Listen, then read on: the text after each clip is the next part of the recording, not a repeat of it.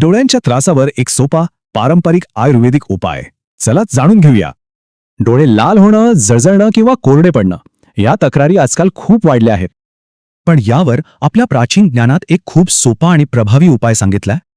हा उपाय आहे झोपण्यापूर्वी बेंबीत बदामाच्या तेलाचे फक्त काही थेंब टाकण्याचा.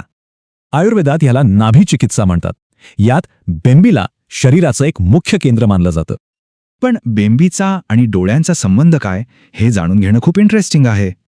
अगदी जन्मापासून आपली बेंबी शरीराच्या सगळ्या प्रणालींशी जोडलेली असते. अगदी आपल्या मज्जासंस्थेचा केंद्रबिंदू म्हणून बेंबीला ओळखलं जातं. त्यामुळे असं मानतात की इथून केलेला उपचार थेट डोक्यापासून पायापर्यंत पोहोचतो. रात्री झोपण्यापूर्वी बदामाच्या तेलाचे फक्त 3 थेंब बेंबीत टाका आणि हे सलग 7 दिवस करा. आता या साध्या उपायाने नेमका काय फरक पडतो? याला डोळ्यांच्या या समस्यांवर एक रामबाण उपाय मानलं जातं.